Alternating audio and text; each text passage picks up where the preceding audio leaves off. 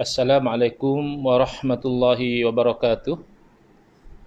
Bismillahirrahmanirrahim. Alhamdulillahirabbil alamin wa afdhalus salati wa atammu taslimi ala sayyidina Muhammadin wa ala alihi wa sahbihi ajmain. Rabbi shrah li sadri wa yassir li amri wahlul 'uqdatam min lisani yafqahu qawli. Subhanaka la ilma lana illa ma 'allamtana innaka antal alimul hakim. Allahumma akhrijna min zulumatil wahmi wa akrimna binuril fahmi waftah alaina bima'rifatil ilmi wa sahhil akhlaqana bil hilm waj'alna mimman yastami'una al-qawla fayattabi'una ahsanah. Allahumma ati nufusana taqwa anta khairu man zakkaha anta waliyuha wa maulaha.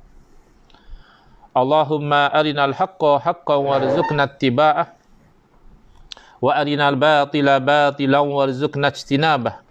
Allahumma anfa'na bima 'allamtana wa 'allimna ma yanfa'una wa zidna ilman wa huda, amma ba'd.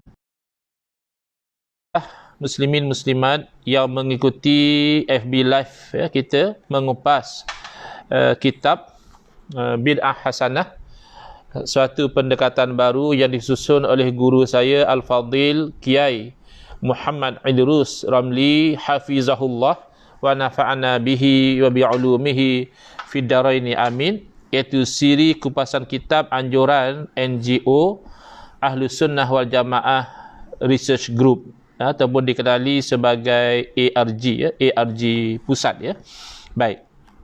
Alhamdulillah malam ni insya-Allah kita akan sambung menghuraikan tentang bid'ah hasanah ini. Kita akan masuk ke bahagian yang kedua yang akan membicarakan beberapa hal yang sebenarnya adalah sunnah, tuntutan dalam agama, tetapi yang dianggap sebagai bid'ah ya, dianggap sebagai perkara yang sesat ya, terutamanya oleh golongan Wahabi ya, ataupun hal-hal yang memang baharu bid'ah tetapi dalam neraca syarak adalah hasanah, tetapi dipukul rata oleh golongan Wahabi sebagai bid'ah yang sesat juga. Ini bahagian yang kedua. Sebelum saya pergi mengambil sempena malam ini adalah malam 15 Sya'ban yang dikenali sebagai malam nisfu Sya'ban, yang saya percaya ramai di kalangan umat Islam mengisi ya, malam ini dengan pelbagai amal soleh. Mungkin mulai daripada maghrib tadi, lepas maghrib dengan bacaan Al-Quran, dengan doa dan sebagainya, yang mana insya-Allah itu akan menjadi amal yang diterima oleh Allah Subhanahu Wa Taala dan yang biasa dilakukan di negara kita ini oleh sebahagian umat Islam adalah membiasakan diri membaca surah Yasin ya, sebanyak 3 kali. Dan juga setiap kali selesai membaca Yasin, mereka berdoa kepada Allah Subhanahu Wa Taala dengan doa-doa yang tertentu. Baik.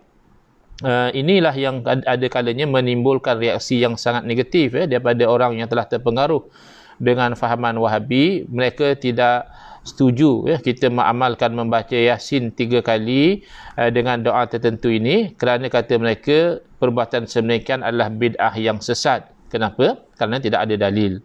Baik, jadi kita katakan kepada mereka tidak ada larangan. Jadi itu lagi dia sensitif. Dia kata mana boleh tidak ada larangan ya, kerana dalam ibadah ini dia kena ada dalil yang membolehkan, bukannya kena tunggu ada dalil yang melarang. Jadi selagi mana tidak ada dalil yang menunjukkan kita itu disuruh membaca Yasin 3 kali pada malam nisfu Sya'ban, maka kita tak boleh melakukannya, tak perlu tunggu larangan. Itu yang saya faham daripada apa yang mereka bangkang. Tak perlu tunggu ada larangan. Jangan baca Yasin 3 kali pada malam nisfu Sya'ban baru kita tak boleh buat. Tak perlu. Yang penting tak ada dalil. Tak ada dalil yang menyuruh kita membaca Yasin 3 kali, maka kita sudah tidak boleh buat. Ini sebenarnya satu kekeliruan ya. Bila kita maksudkan tidak ada larangan di situ, tidak ada larangan selepas ada dalil. Ya, mereka kena faham ya. Sudah ada dalil di sana menyuruh, menuntut kita itu membanyakkan membaca ayat-ayat suci Al-Quran. Ada juga dalil yang menceritakan tentang kelebihan surah Yasin, ada yang menceritakan tentang kelebihan surah Al-Kahfi, ada yang menceritakan tentang kelebihan surah Al-Mulk, ada yang menceritakan tentang kelebihan suratul Ikhlas, ya. Tapi secara keseluruhannya Al-Quran itu semuanya ada kelebihan, kerana itu adalah kalam Allah yang menjadi syifa penyembuh dan menjadi huda petunjuk kepada orang-orang yang beriman. Baik. Jadi membaca Yasin itu sudah ada dalil yang umum, ya, kerana Yasin jelas termasuk daripada Al-Quran, bahkan dalam riwayat dikatakan sebagai qalbul Quran, dikatakan sebagai hati Al-Quran. Apapun sama ada, ya, riwayat kuat tak kuat, Yasin daripada Al-Quran tidak diragui. Maka sudah ada dalil yang menuntut kita secara umum membaca Yasin. Cuma tuntutan membaca Al-Quran ini adalah tuntutan yang tidak ditakhsiskan, ya, secara umumnya. Tidak ditakhsiskan mesti baca surah apa, pada hari apa, mesti baca banyak mana, mesti baca dengan kaifiat bagaimana, tidak ditetapkan. Maka nature ibadah sebegini, baca Al-Quran ini jelas ibadah, tapi nature ibadah yang tidak ditakhsiskan dengan ikatan-ikatan tertentu, dia akan kekal umum.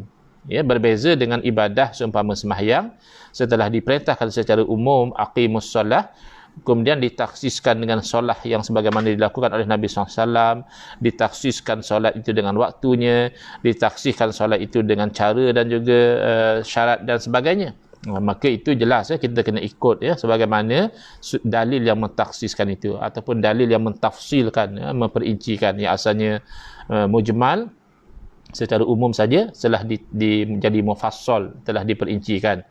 Jadi itu memang kita kena ikutlah, sebab ada dalil yang mentaksiskan. Jadi sekarang ini dalil menuntut supaya kita membaca Al-Quran itu umum, kemudian ada dalil yang menunjukkan bahawa malam nisfu Sya'ban itu malam yang ada kelebihan, keistimewaan, yang Allah memandang dengan rahmat, Allah mengampunkan dosa kecuali golongan tertentu. Maka sesuai pula dengan sikap Nabi SAW, yang mana baginda rajin berpuasa pada bulan Sya'ban. Kerana apa? Kerana baginda SAW menerangkan bahawa bulan Sya'ban inilah diangkat amalan-amalan manusia ini kepada Allah Ta'ala. Maka aku suka diangkat ke amalan itu dalam keadaan aku berpuasa. Jadi sikap suka berada dalam melakukan ketaatan pada saat-saat yang istimewa ini adalah sikap baginda Rasulullah SAW sendiri. Baginda SAW sendiri suka diangkat ke amalan baginda itu dalam keadaan baginda melakukan ketaatan, antaranya adalah ketaatan puasa. Jadi malam nisfu Sya'ban ini yang kita tidak ada kekeliruan, malam yang ada kelebihan, malam yang ada rahmat dan keampunan, dan oleh itu malam yang dituntut kita melakukan ketaatan. Jadi membaca Al-Quran itu termasuk dalam ketaatan. Jadi kata mereka, okey, kami boleh terima, tapi kamu yang menetapkan 3 kali itu yang kami tidak boleh terima, kerana penetapan kamu 3 kali itu tidak ada dalil. Sebab itu saya selalu cuba highlight, mereka kena faham, ya, beza antara menetapkan dengan membiasakan diri.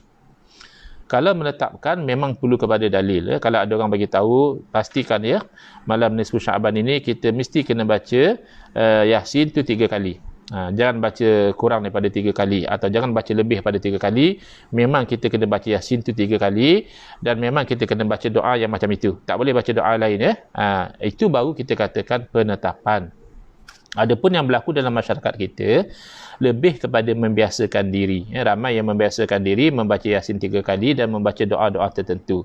Tapi kebanyakannya faham bahawa tidak mesti 3 kali, ya. Macam saya tadi, oleh kerana saya tak ada punya banyak waktu, saya akan bersiap sedia pula untuk kuliah, maka saya hanya baca Yasin 1 kali. Dan in fact, kalau saya tak mau baca Yasin pun, saya boleh saja baca surah Al-Mulk, misalnya, lebih pendek lagi. Dan saya tidak berdoa dengan doa yang selalu dibaca oleh orang ramai ketika malam nisfu Sya'ban 3 kali doa itu. Saya baca doa yang lain, tak ada masalah, ya, kerana kita faham yang dilakukan oleh masyarakat itu hanya satu kebiasaan yang baik yang telah terpayung dengan dalil yang umum. Jadi bila telah terpayung dengan dalil yang umum, baca Yasin itu baca Quran, berdoa itu dituntut, tidak ditetapkan waktunya, 1 kali doa boleh, 2 kali doa boleh, 3 kali doa boleh, 10 kali doa pun boleh. Maka bila orang itu melarang, kata dia tak boleh 3 kali Yasin, tidak boleh 3 kali doa, maka sebab itu kita kata mana dalil. Sekarang ini yang melakukan sudah terpayung dengan dalil umum, ya. Tiba-tiba kamu melarang, maka yang itu yang kita minta dalil. Mana dalil larangan? Kerana dalil yang menyuruh sudah ada. Itu yang kami maksudkan. Bukan maknanya kami kata boleh kita tu reka ibadah sendiri, tak perlu. Asalkan Nabi tak pernah larang, kita boleh buat. Bukan begitu maksudnya. Saya bagi contoh yang agak ekstrim supaya kita nampak. Contohnya ada orang oleh kerana malam ni malam yang ada kelebihan, ada rahmat pengampunan daripada Allah Ta'ala, maka cara dia itu berta'abbud, mengabdikan diri kepada Allah, beribadah kepada Allah. Dia keluar rumah, berdiri di tengah padang seorang-seorang, tak mau duduk, tak mau tutup kepala misalnya, dan dia hanya akan balik bila sudah hampir subuh. Cara dia meraihkan ataupun berhikmat, berta'abbud pada malam nisfu Syaban adalah dengan berdiri di luar rumah, tak duduk. Itu kan kita pasti akan tanya mana dalil. Itu yang kita katakan tidak perlu pada larangan. Nabi tak larang pun kita berdiri di luar rumah. Ya, tapi kamu telah merekanya sebagai satu ibadah. Kamu telah menganggapnya berdiri di luar rumah tengah-tengah malam ya, bulan Syaban tu sebagai satu bentuk ibadah. Jadi kena ada dalil di situ. Dengan kes tadi, membaca Yasin itu membaca Al-Quran. Sebahagian daripada Al-Quran sudah ada dalil yang membenarkan. Tiba-tiba ada orang nak larang. Kata dia tak boleh Yasin 3 kali, tak boleh doa 3 kali. Maka itulah kita minta mana dalil. Kerana dalil menyuruh tu sudah umum. Kamu nak menyempitkan. Kamu seolah-olahnya bila kamu kata jangan baca Yasin 3 kali, maknanya baca Yasin boleh, tapi yang tak boleh hanya 3 kali. Yang tak boleh hanya 3 kali itu mana dalil? Cuba faham begitu. Ya, jangan kita terlampau blok sangat minda kita. Satu lagi yang saya suka nak mintalah ya kepada kawan-kawan kita, jangan terlampau obses sangat dengan status hadis. Ya, saya dapati bila datang saja waktu-waktu seperti Rajab, seperti Syaban, seperti Rabiul Awal dan sebagainya, Rajab dan Syaban terutamanya, mereka terlampau fokus sangat kepada menyampaikan, oh ini hadis ini palsu, ini hadis ini dhaif, ini hadis tidak sahih. Sampai ke tahap seolah-olah mereka terlepas pandang nak menerangkan kepada masyarakat tentang hukum. Sedangkan masyarakat nak beramal tu dengan hukum. Adapun status hadis ini lebih kepada orang-orang yang berijtihad supaya mereka tidak tersalah ya, mengambil hadis yang tidak selayaknya sebagai hujjah atau sebagai sandaran hukum. Ataupun sepaling tidak kalau kita nak terangkan kepada orang ramai, boleh dengan niat supaya hadis-hadis yang memang jelas palsu, yang para ulama kita dah sepakat atau hampir sepakatlah ini hadisnya palsu, kita boleh warn kepada orang ramai supaya mereka tahu, jangan disebarkan, dinisbahkan kepada Nabi SAW. Siapa yang memberitahu kedatangan bulan Syaban nanti akan itu kan kita kena beritahu, oh macam itu palsu, tidak ada hadis macam itu, jangan disebarkan. Jangan dinisbahkan kepada Nabi SAW. Kalau sengaja itu dosa besar. Ya, itu kita boleh ya terangkan begitu, elok. Tapi kalau kita terlampau obses, lebih-lebih lagi kalau misalnya hadis itu bukan disepakati. Sebagian ulama kata palsu, sebagian ulama kata hanya dhaif, dan kita tahu dalam bab Fadailul A'mal, ulama-ulama kita menerima hadis yang dhaif, maka kita tidak perlu terlampau obses di situ. Kerana pertama, hadis yang ulama kita ada khilaf, tidak sepakat mengatakan palsu dan sebagainya, maka kaedahnya sama, al-ijtihadu la yanqudu bil ijtihad. Ijtihad para ulama itu tidak dibatalkan oleh ijtihad ulama yang lain. Jadi kalaupun kamu selesa dengan pandangan yang mengatakan ini hadis palsu, tidak sama pandangan ulama yang lain yang mengatakan hadis itu tidak palsu. Itu daripada satu sudut. Tapi kita ambil kesimpulan ya. Setakat kawan-kawan kita nak warn, nak bagi maklumat kepada orang ramai, jangan sebarkan hadis yang palsu. Okey, kita setuju ya. Memang itu yang sepatutnya supaya masyarakat tidak sewenang-wenangnya kepada Nabi SAW apa yang sebenarnya bukan hadis Nabi, hanya rekaan semata-mata. Itu betul. Tetapi jangan kita punya obsession tu sampai masyarakat terlepas pandang apa hukum. Sebagai contoh ya, hanya fokus ini hadis tentang kelebihan bulan Rajab ini palsu, ini hadis tentang kelebihan bulan Rajab ini dhaif jiddan, sampai terlupa untuk kita menerangkan pada masyarakat hukum kita berpuasa pada bulan Rajab. Sehingga kan oleh kerana kita ini palsu, ini tak betul ini, sehingga ada sebagian masyarakat dia dapat satu impression, oh rupanya puasa bulan Rajab ni bid'ah. Kenapa? Kerana hadis tentang kelebihan Rajab itu palsu. Ya, hadis tentang kelebihan Rajab itu memang kita kata ada banyak yang palsu. Tetapi hukum puasa sunat Rajab itu kan sepakat ulama mengatakan sunat, digalakkan kerana bulan Rajab itu termasuk antara bulan haram yang digalakkan kita itu meningkatkan ibadah, terutamanya berpuasa. Demikian juga dengan Syaban ya. Jangan hanya kerana kita obses ya, cerita ini hadis palsu, ini hadis okey, fine, setakat yang kita nak beritahu. Tapi jangan sampai tak cerita kepada orang ramai bahawa malam nisfu Syaban ini memang ada riwayat yang kuat, yang sahih menunjukkan Allah Ta'ala mengampunkan, Allah Ta'ala memberi rahmat. Kemudian oleh itu malam yang kalau ikut Sayyidina Abdullah bin Umar radhiyallahu anhu, ikut Imam Syafi'i, adalah termasuk malam yang mustajab doa. So apa makna malam itu mustajab doa? Maknanya kita banyakkan doa. Jadi sebab itulah orang kita berdoa sampai 3 kali. Sebenarnya kalau nak doa sampai pagi pun bagus. Kerana malam ini malam yang dimustajabkan doa. Lagi pula kita dengan ditipu dengan bala wabak pandemik COVID-19 ni. Banyakkan kita doa pada malam-malam seumpama ini, moga Allah angkatkan daripada kita wabak ini, selamatkan umat Islam, selamatkan rakyat kita dan sebagainya. Jadi jangan sampai terlepas pandang menerangkan hukum bahawa beribadah pada malam nisfu Syaban itu memang digalakkan. Nak ibadah apa? Tidak semestinya baca Yasin 3 kali, tak semestinya berdoa 3 kali, dan tidak pula dilarang kalau orang itu mahu membiasakan diri dia membaca Yasin 3 kali dan berdoa dengan doa tertentu. Macam ada setengah orang, macam saya sendiri pun, kalau doa lepas sembahyang, saya memang membiasakan diri saya membaca doa tertentu. Kalau nak ditanya mana dalil doa lepas sembahyang mesti doa macam tu, memang tidak dikatakan begitu. Tapi secara umum lepas sembahyang ini waktu yang mustajab doa, saya selesa dengan doa tertentu, maka saya biasakan diri saya. Bukan saya menetapkan kalau lepas sembahyang mesti baca doa macam itu. Jadi samalah dengan kawan-kawan kita yang mengamalkan doa tertentu pada malam nisfu Syaban, bukan dengan dakwaan malam nisfu Syaban mesti doa itu sahaja, tidak. Katalah ada orang yang keliru.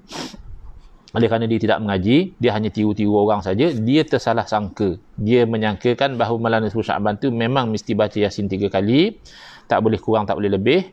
Memang mesti doa dengan doa tu, tak boleh baca doa lain. Katalah ada orang tersalah faham, maka solusinya diperbetulkan salah faham dia. Bukan dilarang semua orang daripada membiasakan diri melakukan amalan yang ada keluasan di situ. Baca Quran ini amalan yang ada keluasan. Nak baca surah Yasin boleh, nak baca surah Al-Mulk boleh, nak baca surah Al-Kahfi boleh, nak baca sekali boleh, nak baca 2 kali boleh, nak baca berulang-ulang kali pun boleh. Jadi jangan disempitkan keluasan. Maka saya nak ingatkan kepada diri saya dan juga kepada muslimin muslimat, termasuk pada kawan-kawan kita yang kadang-kadang terlampau sibuk dengan status hadis, jangan sampai kita terlupa, sama-samalah kita itu berpuasa sunat besok hari nisfu Syaban itu, sunat kita berpuasa, jangan sampai kita terlupa. Tapi hadis yang suruh puasa pada nisfu Syaban tu hadis yang dhaif dan sebagainya, okey, kita ketepikan. Soal masalah status hadis tu, biarlah orang yang bergelumang dalam ilmu hadis, orang yang bergelumang dalam istinbat hukum, dia yang fokus di situ. Masyarakat tahu, okey, hadis ni lemah. Hukumnya apa? Hukum berpuasa 15 Syaban tu bagi tahulah, sama supaya orang boleh beramal. Hukumnya sunat. Pertama, kerana dia termasuk dalam bulan Syaban, yang mana Nabi SAW banyak berpuasa pada bulan Syaban. Kenapa? Kerana inilah bulan yang manusia lupa. Antara Rejab dan Ramadan, makna Rejab orang banyak puasa, orang tak lupa. Ramadan memang kena puasa lah, wajib. Tapi antara Rejab dan Syaban tu, antara Rejab dan Ramadan tu ada Syaban. Syaban ini beramai orang lupa, Nabi SAW tak mahu ikut lupa. Maka Nabi banyak berpuasa. Maka banyak berpuasa pada bulan Syaban, itu adalah sunnah Nabi. Jadi termasuklah kita itu berpuasa pada 15 Syaban, maknanya berpuasa pada bulan Syaban. Itu satu kesunahannya. Yang kedua kan memang kita itu setiap bulan pun sunatnya kalau kita mampu, kita bukan sahaja berpuasa pada hari Isnin Khamis, kita juga berpuasa pada hari 13, 14, 15. Jadi besok nisfu Syaban tidakkah 15? Ya, maka termasuk dalam sunat berpuasa pada hari 15. Dah 2. Dan Alhamdulillah tahun ini kita ada bonus lagi. Rupanya yang dikatakan berpuasa Syaban, rupanya yang dikatakan berpuasa 15 hari bulan, dah 2, jatuh pada hari Khamis. Dan memang kita tahu satu amalan yang baik, sunat kita itu berpuasa pada hari Khamis. Jadi sepaling tidak yang saya ingatlah, mungkin ada lagi yang lain, Allah Alam, 3. Mungkin ada lagi yang lain bagi tahu pada saya, yang saya ingat 3. Pertama, kita dapat kesunahan banyak berpuasa pada bulan Syaban, 15 Syaban termasuk Syaban. Yang kedua, kita dapat kesunahan berpuasa pada hari 15 bulan tersebut. Dan yang ketiga, kita dapat kesunahan puasa pada hari Khamis. At least bagilah tahu sama kepada masyarakat. Janganlah masyarakat hanya dibebani dengan ini palsu, ini dhaif, ini palsu, ini dhaif. Hukum tak tahu. Akhirnya tidak beramal. Bahkan lebih parah kalau dengan sebab kita hanya bombat mereka dengan hadis palsu, hadis dhaif, hadis palsu, hadis dhaif, sehingga masyarakat ada yang salah sangka, menyangkakan bahawa berpuasa pada 15 Syaban itu adalah perkara bid'ah yang sesat. Itu lebih teruk. Jadi kalau mereka bimbang, kalau kita tu asyik biasa baca Yasin 3 kali malam nisfu Syaban, berdoa 3 kali malam nisfu Syaban, mereka bimbang masyarakat salah sangka bahawa perbuatan itu memang ada dalil khusus, dan salah sangka itu sebenarnya kalau berlaku boleh diperbetulkan. Kenapa pula mereka tidak bimbang dengan mereka sibuk cerita doa palsu ini? Memang sudah berlaku pun, saya perhatikan masyarakat yang terkeliru menyangkakan bahawa beribadah pada malam nisfu Syaban, berpuasa pada siang hari nisfu Syaban itu adalah bid'ah yang sesat. Yang itu kena diperbetulkan juga. Moga-moga Allah lapangkan dada kita dan saudara-saudara kita itu bercakap kepada masyarakat Islam perkara yang membantu kefahaman dan juga membantu amalan mereka yang soleh, yang baik. Baik. Sekarang ini kita pergi kepada membicarakan beberapa hal sunnah yang dianggap bid'ah, atau hal-hal yang bid'ah hasanah tetapi dianggap bid'ah yang sesat. Antaranya doa yang disusun oleh para ulama. Ada sebahagian terlampau strict, terlampau rigid, sehingga mereka menganggap kalau doa lain daripada yang warid daripada Nabi SAW, maka tak boleh. Sebenarnya tidak. Kerana doa ini adalah ibadah yang umum. Dituntut kita itu berdoa. Nabi SAW pernah bersabda, ad-doa huwal ibadah. Doa itu dia adalah ibadah. Bahkan dalam riwayat, ada Nabi SAW diriwayatkan menyebut ad-doa mukhul ibadah. Doa adalah otak ibadah. Jadi jelas doa ibadah. Tapi ibadah yang tidak disempitkan. Maknanya doa dengan lafaz yang warid daripada Nabi SAW itu bagus. Doa dengan lafaz sendiri pun tidak ada larangan. Ada orang dia terus, kamu doa macam ni tak ada dalil. Adakah kamu sangka doa kamu lebih baik daripada doa Nabi SAW? Na'udzubillah. Kita tidak mendakwa demikian. Bila orang itu berdoa dengan doa yang tidak warid daripada Nabi SAW, bukan dengan sangkaan dan dakwaan bahawa doa dia lebih afdal daripada doa Nabi SAW, tidak.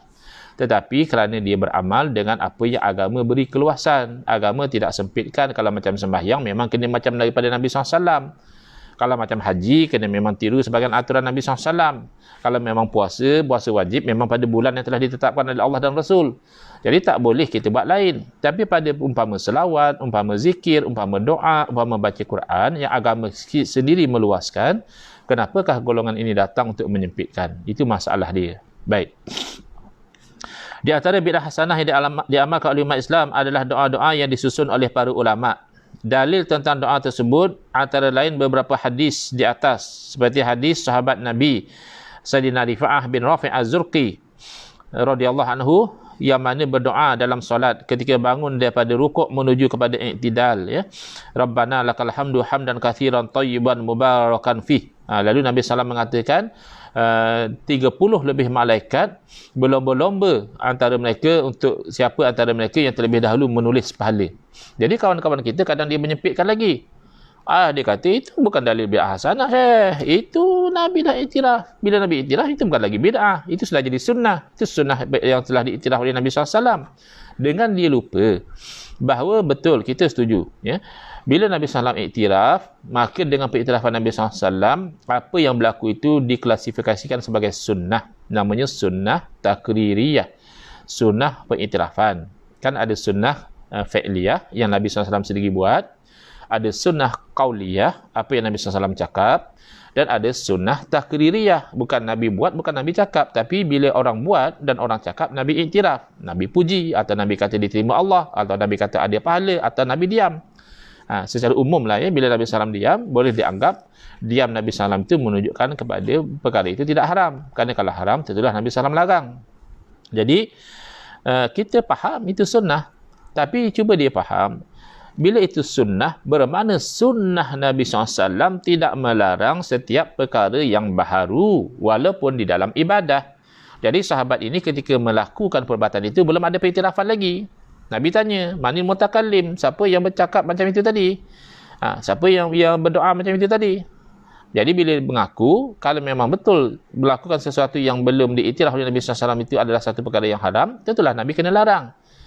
Dia jangan terlupa, masa sahabat lakukan itu belum ada iktiraf lagi. Selepas sahabat lakukan, baru Nabi SAW iktiraf. Maka itu menjadi sunnah Nabi bahawa mengiktiraf satu perbuatan dalam bentuk doa yang walaupun tidak warid daripada Nabi SAW, tetapi juga tidak bercanggah dengan syarak. Itu sunnah Nabi. Jadi kalau dia menyeru kita ikut sunnah Nabi, kita setuju. Tapi yang kita tidak setuju, dia menyempitkan sunnah Nabi hanya pada skop yang sangat kecil. Oleh kerana Nabi SAW iktiraf, Rabbana lakal hamdu hamdan katsiran thayyiban mubarakan fih, maka itu saja satu yang diiktiraf. Kita faham secara luas. Pengiktirafan Nabi SAW terhadap Rabbana lakal hamdu itu menjadi dalil bahawa sunnah Nabi adalah tidak melarang setiap doa semata-mata kerana doa itu tidak warid, tapi hanya melarang kalau melibatkan doa-doa yang mengandungi perkara yang bercanggah dengan syarak sahaja. Sebab pernah Nabi SAW melarang ucapan-ucapan sahabat yang didapati ada elemen yang tidak sesuai dengan syarak, Nabi pernah larang. Baik, itu yang kita faham secara kefahaman para ulama. Kemudian dan hadis Ibn Umar radhiyallahu anhu tentang bacaan setelah takbiratul ihram, doa selepas takbiratul ihram, dan hadis-hadis lain yang semuanya itu menjadi dalil boleh hanya menyusun doa sendiri. Jadi itu yang kita faham dengan kefahaman yang meluas, itulah kefahaman para ulama.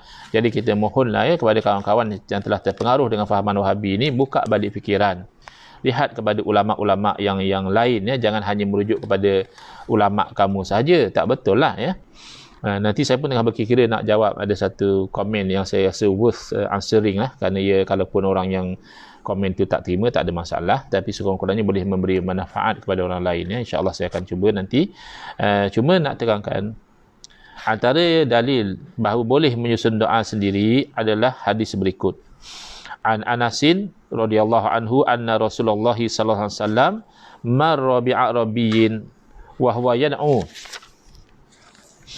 fi salatihi. Nabi SAW lalu di sisi satu orang Badawi, orang Arab kampung. Dia sedang berdoa dalam solat dia. Wa huwa yaqul, apa doa dia?